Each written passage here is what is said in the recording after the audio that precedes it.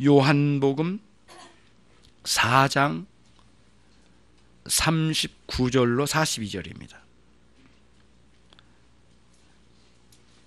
요한복음 4장 39절로 42절.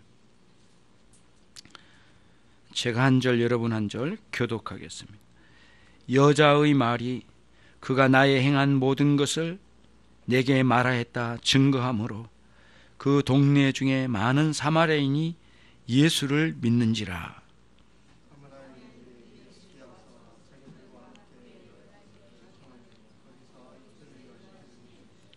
예수의 말씀을 인하여 믿는 자가 더욱 많아.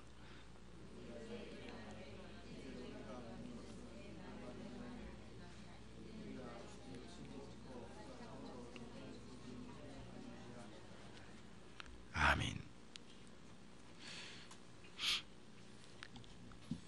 요한복음은 다른 복음서와 크게 다른 면이 있습니다. 마태, 마가, 누가복음은 요한복음과 좀 다르게 내용에 집중을 많이 합니다.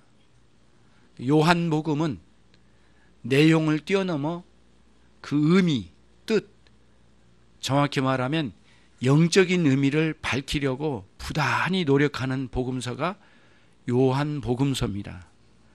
저와 여러분이 이제 사마리아 여인을 만나주신 예수님의 이야기 끝부분입니다. 왜 하나님 이 땅에 예수 그리스도를 보내주시고 또 예수님은 구원의 역사를 이루시면서 또 하필이면 가장 멸시받고 수치스러운 삶을 살고 있는 여인을 만나주셨는가? 영적인 의미가 여기에 많이 담겨졌다라고 지속적으로 이야기해 오고 있습니다. 영적인 의미에서 특별히 이런 의미가 담겨져 있습니다. 우리의 구원은 전적으로 하나님의 은혜로다. 이것이 요한복음에 아주 힘차게 외치는 메시지입니다. 우리의 구원은 우리의 노력이 아니라 하나님의 은혜로다. 전적으로 하나님의 역사하심 속에 이루어진 것이다. 우리의 노력의 결과에 열매로 맺힌 것이 아니라 주님의 은혜의 열매로 맺혀진 결과다라고 하는 사실을 밝히는 것이 요한복음서가 집중하고자 하는 내용이라 이런 말씀입니다. 예수님께서 오늘 말씀 중에 최고의 키워드는 세상의 구주입니다. 오늘 42절에 세상의 구주라는 말씀 중심으로 이제 말씀이 될 텐데요. 내용은 오늘 말씀은 참된 믿음이 무엇인지 참된 믿음에 대해서 함께 생각하도록 하겠습니다. 인생의 행복을 누리고 싶지 않은 사람이 어디 있겠습니까? 예외 없이 사마리아 여인도, 이름 없는 이 사마리아 여인도 행복을 찾아서 여러 남자를 만났습니다. 만나는 남자마다 자기 남편이 될 수가 없었고 또 6번째 만난 남자도 자기 남편이 아니었습니다. 여성으로서는 가장 비극적인 삶이 아닐 수가 없습니다. 좋은 사람 만나서 행복을 누리며 또 그 사랑을 받으면서 살아가며 평범하게 행복을 누린다면 대부분의 사람 그 정도는 만족하고 살아가죠. 그런 평범한 욕구조차 얻을 수 없는 비참한 여인이 사마리아 여인이었습니다. 자신을 감추고 싶어서 한 번도 사람들에게 오픈해 본 적도 없고 부끄러움과 비천함이 뼛속 깊이 스며든 여인이 이 사마리아 여인이었습니다. 사람들의 눈길을 피해서 돌아다녀야 했기 때문에 늘 고독했고요. 앞으로도 좋은 날이 올 거라는 기대감이 없는 절망적인 여인이 사마리아 여인이었습니다. 그토록 절망적인 여인에게 오늘 이와 같이 이 비천한 여인의 입속에서 흘러나오는 기쁨과 감격적인 외침이 터져나온 것은 무엇입니까? 무엇이 그걸 그렇게 만들었을까요? 예수 그리스도를 만난 만남이 그의 영혼을 변화시킨 변화가 그 여인의 입술을 통하여 흘러나온 것은 그 수십 년 동안 살아온 인생 동안 늘 한숨밖에 나오지 않는 여인, 행복을 찾아 여러 남성을 만났지만 단 한 번도 행복을 느껴본 적도 없고, 그리고 늘 싸움과 다툼과 절망 속에 비천한 삶을 살던 이 여인의 가슴에 흘러나오는 감격과 외침과 그 감동은 무엇이었다 말입니까? 이것이 오늘 우리들이 생각해 봐야 할 중요한 대목이라는 말씀입니다. 여인은 29절에서 내가 행한 모든 일을 내게 말한 사람을 와보라, 이는 그리스도가 아니냐. 부끄러운 모든 것을 우리 주님께서 말씀하셨다는 것입니다. 이 여인에게 감춰진 부끄러운 모든 삶을 다 들춰냈는데 복음의 특징입니다. 그래서 사람들은 복음을 싫어한 이유가 그것 중에 하나입니다. 변화되지 않고 믿음이 없는 가운데 복음이 들어올 때마다 사람들이 거부한 이유는 자기의 자존심을 무너뜨리고 자존심과 여러 가지 문제에 건드릴 뿐만 아니라 사실 말하면 자신 안에 영리를 건드리는 그런 상황에 있기 때문에 사람들은 복음을 듣기 싫어합니다. 대부분의 사람들은 복음이 듣기 싫은 겁니다. 반감이 일어납니다. 이 여인에게도 가장 비참하고 부끄럽고 수치스러운 내용으로 이 여인에게 물으시고 또 그 모든 것을 들춰내시니까 이 여인에게는 처음에는 당황스러웠을 것입니다. 하지만 우리 주님을 대하는 이 여인의 마음에는 서서히 주님의 놀라운 능력, 성령의 역사하심이 동반된 가운데 이 여인을 찾아주신 우리 주님의 놀라운 역사하심을 통하여서 이 여인은 자신의 이 수치스러움을 들춰내는 순간 오히려 믿음으로 반응하여 주님의 말씀에 귀를 기울이며 이 여인의 마음에 큰 변화가 일어나게 된 것입니다. 놀라운 것은 복음서에 이와 같은 일들이 참 드문 일인데 거의 있어 보이지 않은 건데 즉각적인 변화가 일어나는 사람들 중에 이 여인은 독특하게도 우리 주님께서 놀라운 기적을 도입하지 않으셨다는 사실이 굉장히 놀라운 특징입니다. 처음부터 끝까지 대화로 이루어졌습니다.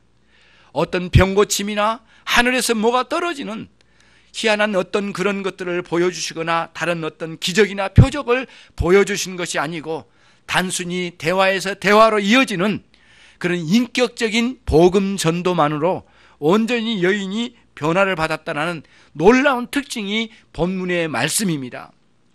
그럼에도 불구하고 이 여인이 큰 변화를 받아서 우리 주님 앞에 무릎을 꿇듯이 자기 인생을 모두 오픈하고 주님의 말씀에 자기의 마음을 열고 듣게 되는 참으로 아름다운 모습이 아닐 수 없습니다.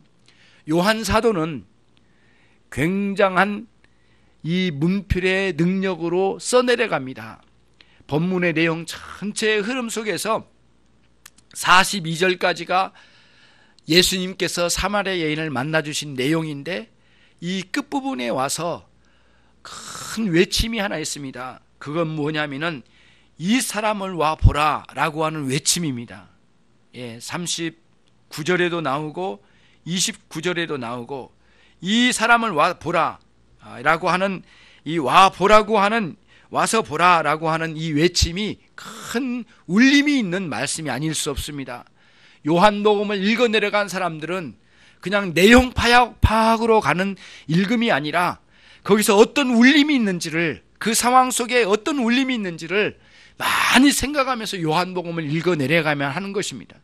그래서 저와 여러분 요한복음을 읽을 때는 큰 그림을 가지고 수가성에 있는 사람들과 그 우물가에서 수가성으로 오가는 전 과정을 그림을 그려놓고 이 여인의 비참한 상황을 마음에 담고, 그리고는 우리 주님께서 그 모든 문제를 인생의 근본적인 문제를 말씀하실 때에 그때 아파하며 자기를 오픈하고 거기서 주님 앞에 무릎을 꿇듯이 우리 주님을 향하여 이제 주님은 그리스도라는 사실을 고백하듯 이런 마음의 변화를 받으면서 이 복음서를 읽어 내려가면 와 보라, 저분을 보라, 그분은 그리스도가 아니더냐라고 하는 이 외침이 얼마나 많은 사람들에게 감동이 되었으면 거의 대부분의 수가성의 사람들을 흔들어 깨웠을까요?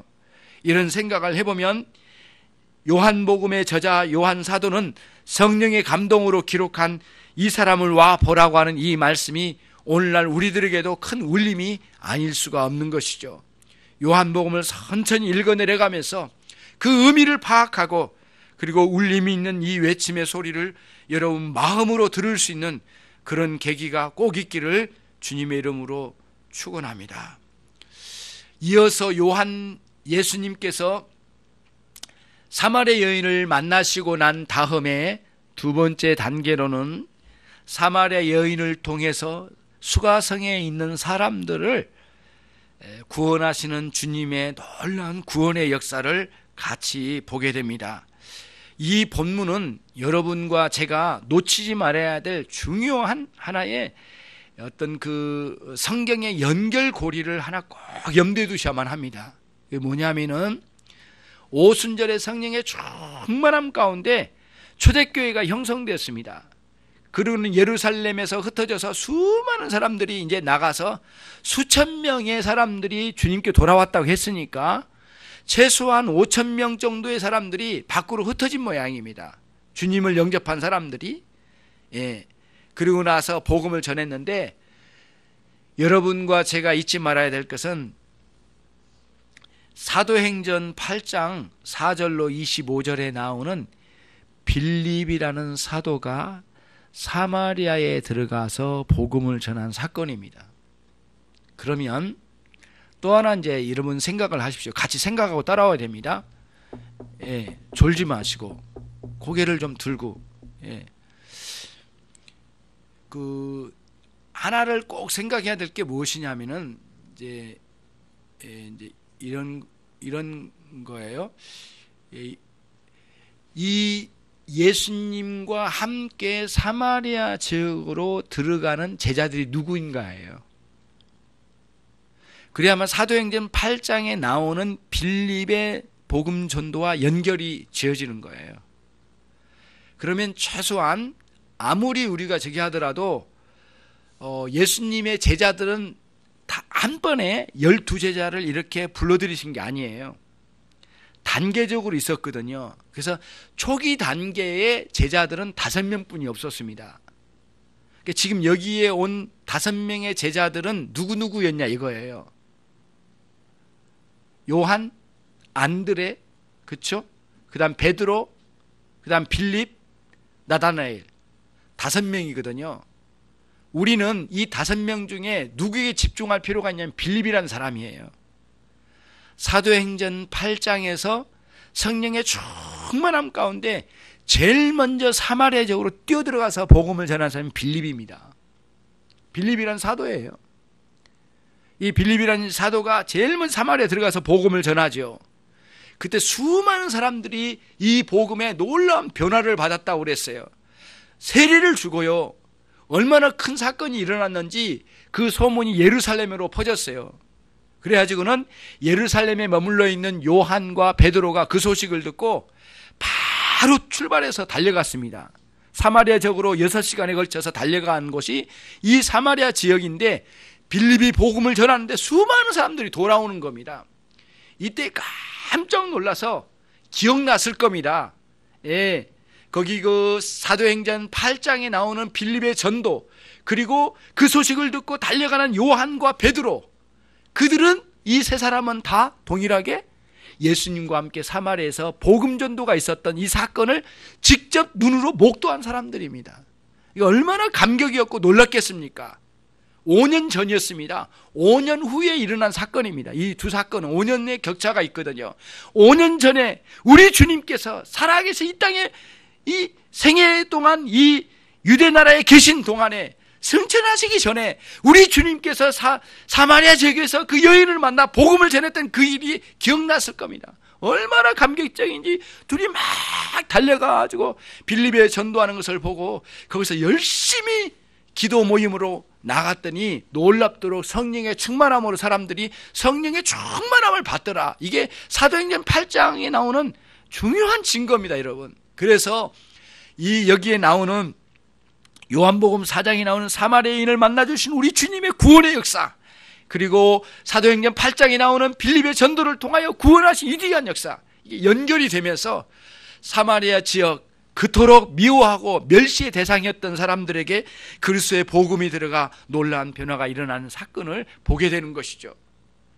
여러분, 이랬을 거라고 봅니다. 사마리아 여인이 수가성에 뛰어들어갈 때 물동이를 내버려두고 뛰어들어갔다고 그랬잖아요. 뛰어들어가서 어떻게 외쳤겠습니까? 동네 사람들 다 나와보세요. 예. 내가 이렇게 당신들에게 말한 적이 한 번도 없었잖아요. 나 부끄러운 사람 당신들하고 만나지도 않았던 사람 아니에요. 내 인생에 이 부끄러움 다 하신 분이 오셨어요. 예, 야곱의 우물가에서 만난 분인데 와서 한번 보세요. 대단한 사람입니다. 이분은 정말 엄청납니다. 이분은 내가 수치스러워서 내 인생 한 번도 보내본 적도 없고 당신들도 나를 만나주지 않았습니까? 나 이렇게 부끄러운 삶을 사는 거 당신들도 다 알지 않습니까? 한번 와보세요. 이분은 정말 그리스도가 아닙니까? 정말 놀랍습니다. 이 예전 같지 않는 이 여인의 외침에 깜짝 놀랐을 거라고 봅니다. 저 여인이 저렇게 말할 리가 없단 말이죠. 일상적으로 저렇게 할 리가 없거든요. 부끄러워서 우리 동네를 돌아다니는 사람들이고 이 사람이고 한 번도 만나주고 말을 섞지 않는 이 여인인데 와서 막 외쳐대는 것 보면 정말 심상치 않은 일이죠. 사람들이 먼저 뛰어나가서 우물가에 앉아 계신 예수님을 봤을 겁니다. 또 돌아와서 사람들에게 정말 계시더만요 이야기했을 겁니다. 동네 유지들이 만났을 겁니다. 마을 회관에 모여서 함께 논의했을 겁니다. 유지들끼리 회의를 했을 거라고 생각돼요. 야, 그러면 우리 그분을 한번 만나보자. 우리 마을 한번 모시자. 우리가 음식도 준비하고 주무실 자리도 좀 우리 만들어 놓고 우리 한번 모시자. 우리 그리고는 회의를 하고 나갔을 거라고 생각합니다. 그리고는 여기에 40절에 보시면 한번 같이 읽겠습니다. 사마리아인들이 예수께 와서 자기들과 함께 유하기를 청하니 거기서 이틀을 유하심에, 여기에 청하니라는 요청하셨다는 말씀이에요. 근데 이게 이 요청했다는 이 말씀이 과거형으로 되어 있는데 과거 미완료형으로 되어 있어요. 이 부분이요. 이게 과거형인데 과거에 일어난 사건을 이야기하는데 미완료형으로 되어 있다는 거예요. 미완료형으로 되어 있는 것은 헬라에서는 특히 어떤 의미가 있느냐 하면은 뭔가 단 한 번만 하고 끝낸 게 아니라는 거예요. 여러 차례 간청했다는 뜻이에요. 예, 예수님에게. 이 사람도 와서 간청하고 뒤에 따라온 사람도 간청하고 그리고 합해서 함께 간청하고 간청했을 거예요. 굉장한 이런 변화의 이 본문의 이 미완료형으로 된 이 과거형으로 된 이 청하니라는 이 의미가 굉장한 의미가 있습니다. 우리는 쉽게 지나갈 그런 단어이지만은 그러면서 주님께서 이 동네에 들어오셔서 말씀을 드디어 전하시게 된 것을 우리가 보게 되는 것입니다. 그러면서 사람들에게 우리 주님께서 친절하게 말씀을 직접 전하시고 사람들에게 주님의 말씀을, 하늘의 복음을 쭉 전해주셨을 거라고 생각합니다. 그 내용은 여기에 담겨져 있지는 않지만 최소한 그 예수님께서 전해주신 말씀에 의하여 큰 변화를 받고 이 사람들이 간단하게 신앙을 고백하는데 그것은 무엇이냐면은 이분이야말로 진정한 세상의 구주다라고 하는 고백입니다. 42절이죠. 같이 한번 읽습니다. 이 여자에게 말하되 이제 우리가 믿는 것은 내 말을 인함이 아니니 이는 우리가 친히 듣고 그가 참으로 세상의 구주신 줄을 알미니라 하였더라. 이것이 오늘 굉장히 중요한 내용입니다. 왜냐하면은 처음에 제가 요한복음 강의 시작을 할 때 제가 말씀을 드린 적이 있어요. 이게 뭐냐면은 요한복음을 기록한 배경이 있어요. 이게 뭐냐면 로마의 황제의 지배 아래 놓여져 있는 시대적인 상황이 하나 있다라고 말씀을 드렸어요. 그리고 주변에 이단들이 많이 득세했다고 말씀드렸고요. 또 하나는 뭐냐면은 헬라 철학이 유대 철학, 유대 사상과 이렇게 충돌을 일으키는 과정 속에 있다고 제가 말씀드렸어요. 뿐만 아니라 헬라 철학과 이교도의 그 헬라 철학과 그리고 유대교의 이 신앙의 사상이 하나로 융합되는 과정 속에 있었어요. 충돌과 융합. 그러면서 원래의 복음의 순수한 복음의 진리가 사그라들거나 왜곡되는 이상한 형태의 복음이 왜곡되는 현상이 많이 일어났다고 제가 말씀드렸어요. 그 중 하나가 이단이 뭐냐, 그노시스주의자라고 해가지고 영지주의자란 말이에요. 예수가 왔는데 홀령으로만 왔다 갔더라, 이런 소문을 막 퍼뜨리기 시작한 거예요. 그리고 예수님은 실제로 오셔서 십자가에 죽으신 것이 아니라, 육체로 죽은 것이 아니라 홀령으로 오셨다 그냥 가신 것뿐이지 육체의 죽음은 없더라. 다시 말하면 십자가에서 우리를 위하여 대신 죽으신 대속의 죽음이 없으셨다라는 사실을 이단 사상들로 퍼뜨렸단 말이에요. 이때의 요한 사도가 크게 이게 반감을 가지고 이래서는 안 되겠다. 그래서 예수님 승천 50년 후에 이 복음서를 기록했다고 말씀을 드렸지 않았습니까? 그런 정치적인 배경사 중에 중요한 게 한 가지, 오늘 말씀과 관련된 부분이에요. 로마의 황제들은 대부분이에요. 대부분, 다는 아닐지라도 대부분 가는 곳마다 사람들이 외쳐대는 중요한 외침이 있어요. 당신은 우리의 구주다. 당신은 세상의 구주라는 말이 늘 사용되었대요. 그러니까 마음에도 없는 말이겠죠. 그렇지 않겠습니까? 그리고 동원된 사람들의 외침일 수도 있겠죠. 아무튼 사람들은 로마의 황제를 만날 때마다 당신이 세상의 구주다, 온 세상의 구주다 외치는 것이 늘 일상화되어 있다는 거예요. 그런데 오늘 사마리아에 있는 수가성에 있는 사람들의 변화는 뭡니까? 이분이야말로 진정한 우리의 세상의 구주다, 이게 사마리아 사람들의 신앙 고백이 돼버린 겁니다. 이런 변화를 오늘 여기서 이야기해 준 거죠. 성경에서 하나님께서 세상의 구주라는 단어는 딱 두 군데밖에 안 나와요. 요한 사도의 글밖에 안 나와요. 다른 거에 나오지도 않아요. 세상의 구주라는 단어는 여기하고, 그리고 하나는 어디냐면은 요한 1서 4장 14절에 나와요. 거기에서 하나님께서 보내신 그분이 예수 그리스도가 하나님의 아들이시고 온 세상을 구원하실 세상의 구주심이라는 고백이 나와요. 두 군데서 나오거든요. 굉장한 강조가 있는 거고요. 의미가 굉장히 함축되어 있어요. 심지어는 요한 사도의, 그러니까 저와 여러분이 요한 사도의 마음으로 요한복음을 읽어낼 필요가 있는 것 중에 하나가 그거예요. 이게 이제 한순간 이렇게 멈춘 게 아니에요. 그 다음에 또 뭐냐면은 이 말씀, 여기서 42절에 나온 세상의 구주라는 말씀 이전에 3장 17절에도 그 의미를 담은 내용이 나와요. 같이 한번 보겠습니다. 3장 17절 같이 읽습니다. 하나님이 그 아들을 세상에 보내신 것은 세상을 심판하려 하심이 아니요 저로 말미암아 세상이 구원을 받게 하려 하심이니라. 이게 핵심이에요. 그러면 여러분 잘 생각해 보세요.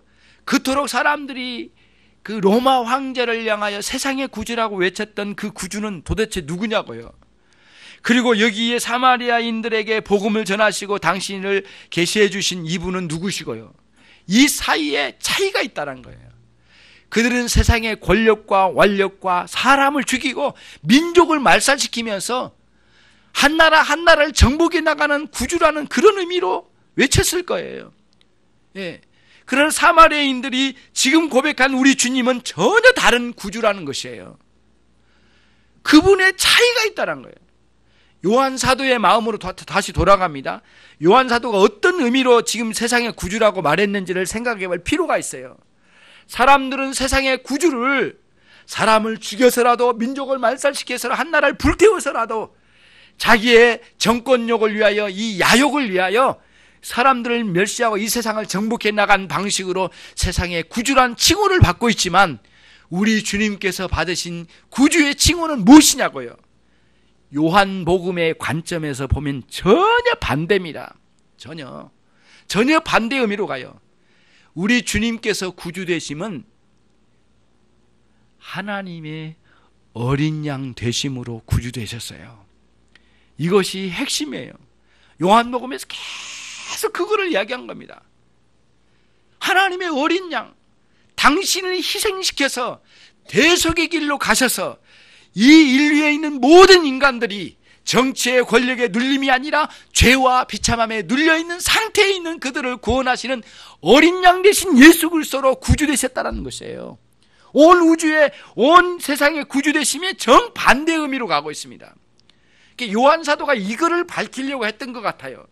세상에 많은 군주들이 세상의 구주라고 외침 듣고 거기에 기뻐하고 한가닥 하다가 세상에 사라지고 말았지만, 우리 주님은 십자가에 3년 만에 다시 돌아가셔서 부활하시고 그리고 승천하셔서 온 인류에 있는 사람들을 구원하시는, 죄와 죄의 비참함 가운데서 구원하신 구원주라는 사실의 의미로 어린 양 대신 예수 그리스도를 증거한 의미로 세상의 구주라는 의미로 여기에 기록하고 있다는 것이에요. 이게 요한복음에서 말하려고 하는 특징이에요, 여러분. 굉장한 의미가 여기에 담겨져 있는 것이죠. 그래서 여러분, 두 가지 그림이 여러분에게 떠올라야 됩니다. 예루살렘에서 6시간, 세겜 땅에서 아니면 살렘 지역에서 3시간, 요단강 근처에서 우리는 정확하게 다 그것까지는 알 수 없지만은 고단한 그 떼약볕에서 걸어오시며 배고프시고 목마르신 가운데 육체가 완전히 지친 상태에서 우물가에 걸터 앉을 수밖에 없는 우리 주님의 고단함 가운데 찾아오셔서 한 여인을 구원하신 위대한 이 모습 속에서 한 영혼을 구원하시려고 하는 주님의 열심을 발견하게 되는 것이에요. 두 개의 그림을 겹쳐보자고 그랬어요. 그 고단한 육체를 이끌고 끝까지 거기에 멈추지 아니하고 복음을 전하시며 사마리아 수가성까지 들어가신 우리 주님의 모습에서 무엇을 떠오르냐면은, 끝내는 자신의 육체를 갈갈이 찢김 당하시는 십자가에까지 오르신 그리스도를 보는 그림이 같이 와야 된다는 뜻이에요. 구원의 은총이 없는 사람은 십자가의 의미를 깨닫지 않습니다. 십자가는 자기의 종교의 심볼 정도로만 생각하지 그 이상으로는 나가지 않습니다. 예. 자기 목걸이의 장식용으로는 사용하지만 십자가의 의미는 들어가지 않습니다. 구원을 얻는 성도들은 여기에 도달하는 겁니다. 사마리아 여인을 만난 이 예수 그리스도, 그분의 고단한 이 복음 전도의 사역의 전체의 맥락에서는 결국에는 우리 주 예수 그리스도께서 십자가에 오르신 광경을 보게 되는 것이죠. 이 관점이 여러분에게 들어오지 않으면 안 된다, 이런 말씀이에요.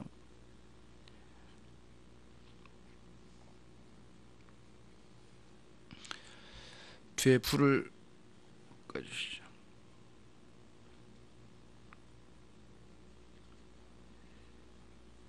말씀을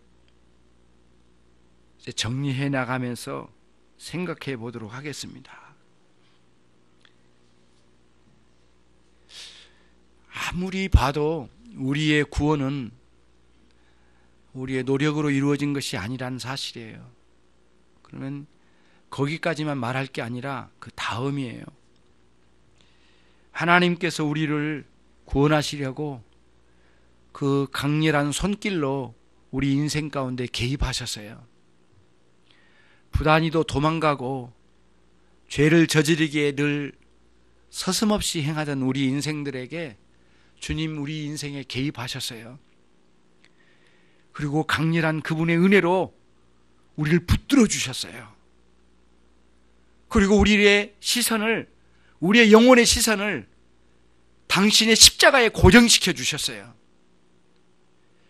그 의미가 무엇인지를 늘 깨닫도록 사역자들 통하여 입이 닳도록 외치게 해주셨어요.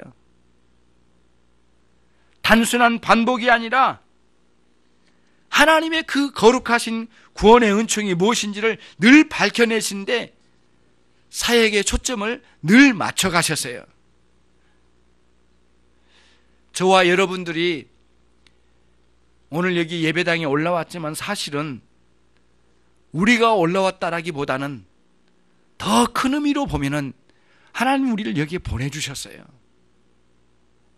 우리가 주님을 믿었다라기보다는 우리에게 믿음을 주셔서 우리를 구원의 은총으로 인도하신 거예요.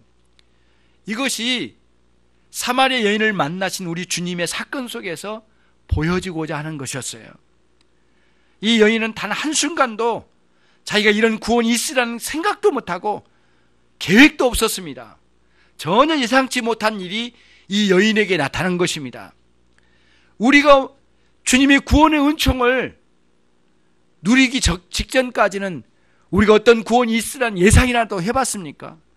이 구원의 은혜가 무엇인지를 제대로 알아본 적이 있었습니까? 그렇지 않습니다, 여러분. 되게 사람들은 모태신앙이면 언제부터 내가 구원받았는지 알 수 없다라고 많이들 말하지만 진정한 구원이 언제인지 알 수 있습니다. 구원받은 사람들은. 구원의 은총이 없는 사람들은 알 수가 없겠죠. 솔직해야 됩니다. 자신이 구원받은 성도가 구원받은 사람이 아니라는 사실을 밝힐 수 있어야 됩니다. 그게 솔직해야 되거든요, 사람들이. 그리고 주님 앞에 나가야 되거든요. 되게 솔직하다는 게 뭐냐면은, 나 그렇다, 가슴 열고 나 그런 놈이야 라고 이렇게 말한 게 솔직함이라고 말하는데 그게 아니에요. 여기서 말한 것은 뭐냐면은, 내게 구원 없음을 고백하고 그리스도를 맞이하려는 그런 마음을 가지고 주님께 내 시선의 영혼의 시선을 고정하는 것이 우리의 솔직함이죠. 저와 여러분들이 어떤 존재인지를 다시 한번 재점검할 필요가 있는 것이죠. 여러분, 십자가가 어떤 의미라고 생각되십니까? 여러분에게는 십자가는 나의 모든 죄를 다 대신 짊어지신 일입니다. 죄인이 죽으신 것이 아니라 죄인 대신 죽으신 하나님이 죽으신 일이었습니다. 하나님 대신 그분이 죄를 다 짊어지시고 십자가에 달리셨다는 거예요. 창조주의 영광과 권위가 다 뭉그러진 거예요, 십자가에서.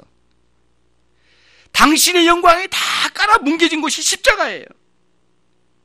가장 존귀함을 받으셔야 될 그분이 그 존귀가 땅바닥에 떨어져 버린 상태로 보여주신 거예요. 상상하기 어려운 값이 우리의 구원에 지불됐어요. 그 영광스러우신 그분이 그렇게 열심을 내어서 십자가에 오르셔서 당신의 영광을 내려놓으시고 이 땅에 다 내려놓으시고 또 십자가에 올르셔서 십자가의 죽으심을 통하여 우리 주님께서 나타내 주신 것은 뭐냐면 저와 여러분의 구원이었어요. 단 한순간도 영원토록 내가 이 영혼들을 양보하지 않으리라, 다시는 빼앗기지 않으리라, 죄와 죄의 비참한 가운데 내어놓지 않으리라, 저 마귀의 세력에 저 영혼들을 단 한순간도 놓지 않으리라, 이런 결의를 가지고 십자가에 오르신 것이에요. 그런 외침이 십자가 자체예요. 십자가 사건이란 말이죠. 우리가 죄를 지었더라도 결코 버리지 아니하리라 이렇게 말씀하시고, 그렇게 외침이 오늘 우리의 십자가에 오르신 우리 그리스도 예수님의 그런 놀라운 구원 사역의 하나의 표였다, 이런 말씀입니다. 저와 여러분을 향하여 이 십자가는 영원토록 실패가 없는 구원이 되리라, 이런 말씀으로 우리에게 주신 것과 다름이 없는 것입니다. 저 마귀의 세력이 날마다 우리를 노릴 겁니다. 그러나 우리 주님은 단 한순간도 저와 여러분을 놓지 않을 것입니다. 결국에는 이 세상을 이기시고 마귀의 세력을 이기시고 죄의 권세를 무너뜨리시고 사망의 권세를 모두 이기시고 다시는 그런 권세 아래 굴복하며 살도록 내버려두지 않으시리라는 주님의 그런 결의에 찬 행위가 곧 십자가의 죽으심이었다, 이런 말씀입니다. 저와 여러분이 교회에 나옵니다. 이 모든 것이 주님의 역사하심 속에 있는 일들이라는 사실을 믿고 그분께 나가야 되겠습니다. 결코 끝까지 놓지 않으시려고 하는 우리 주님의 승리요, 자유요, 영광, 권위를 나타내는 곳이 십자가였습니다. 당신의 권위를 모두 감추시고 내려놓으셨지만 이와 같은 방식으로 저와 여러분을 영원토록 놓지 아니하고 하나님의 백성으로 삼으셔서 끝까지 인내하시며 함께 하시려는, 우리와 동행하시려는 주님의 역사하심 속에 보여준 것이 십자가였습니다. 그리고 그것이 사실이라는 사실을 도장 찍듯이 명확하게 보여주신 것은 그분의 부활하신 사건이었습니다. 그리고 오늘날 우리에게 정확하게 보여주신 것은 이 사실이 정말 결코 허물어지지 않으리라는 완벽한 모습으로 보여주신 것은 예수님 가장 높은 곳에 하늘 보좌 위에 앉으셨다, 이런 말씀인 것입니다. 가장 높은 곳이 어디입니까? 하늘의 보좌입니다. 하늘 보좌 우편에 앉으셨다는 말씀은 가장 높은 곳, 모든 권세 위에 권세라는 그런 의미가 담겨져 있으니까요. 모든 존재는 그분 앞에 무릎을 꿇어야 된다는 의미가 담겨져 있는 것이죠. 그런 의미로 우리 주님께서 우리의 십자가로 명확하게 보여주셨으니 사마리아 여인을 구원하시고 수가성에 있는 사람들을 구원하시고 이후에 또 빌립을 통하여 거기에 복음을 전하게 하시면서 거기에 복음이 놀랍게 전해지도록 역사하신 우리 주님은 땅 끝까지 오늘 우리까지도 복음이 전해지게 된 놀라운 역사를 보여준 것이죠. 우리가 사도행전의 말씀처럼 너희가 성령을 받으면 그 권능을 통해서 이제는 예루살렘과 유대와 사마리아와 땅끝까지 복음을 전하게 될 것이라고 말씀해 주셨는데, 땅끝이 사실은 여러분의 가슴입니다. 다른 곳이 아닙니다. 놀랍도록 복음의 전도를 여기까지 이루어 주셨으니 얼마나 영광스러운가요? 거꾸로 우리는 추적하여 십자가까지 나가 보게 되는 것이고, 그 십자가의 의미를 꾸준히 전하려고 하는 요한 사도의 이 열심 속에서 오늘 우리에게 전해준 것이죠. 저와 여러분이 아무리 좌절스럽고 험하게 느껴진 많은 상황이 온다 할지라도 끝까지 버리지 않고 놓치지 않으시는 주님의 열심 앞에 우리의 공손히 무릎을 꿇어야 될 줄로 알게 되는 것입니다.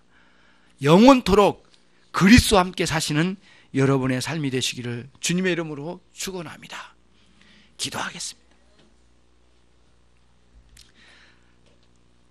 자비로우신 하나님 아버지, 이와 같이 십자가의 위대한 사역을 통하여 영원토록 버리지 아니하시고 죄의 굴레에 빠지지 않게 하시고 성령의 놀라운 역사하심으로 우리 마음에 거하시며 그 충만함으로 우리의 인생을 이끌어 주심을 감사하나이다. 오늘 또 예배 가운데 저희를 인도하시고 그 생명의 길로 걷게 해주시니 감사와 찬양을 올리지 아니할 수 없습니다. 십자가의 의미를 더 깊이 깨달아 알아가게 해 주옵소서. 결코 내가 너희를 버리지 아니하리라, 영원토록 너희를 놓치지 아니하리라, 그 열심의 표로 십자가에 오르셨습니다.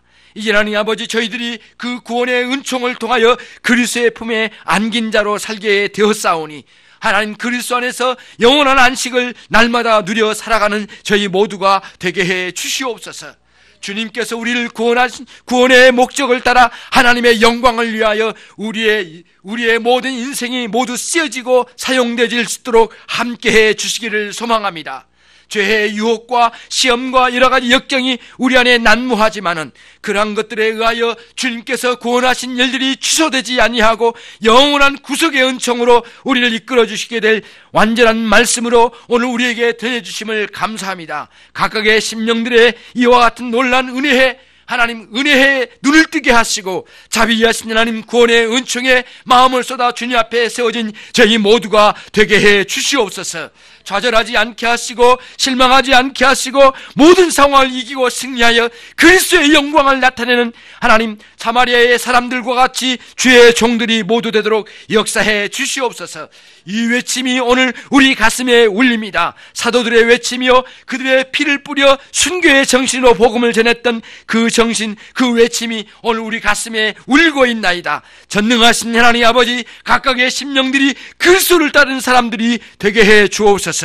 예수 그리스도의 이름으로 기도 올리옵나이다. 아멘.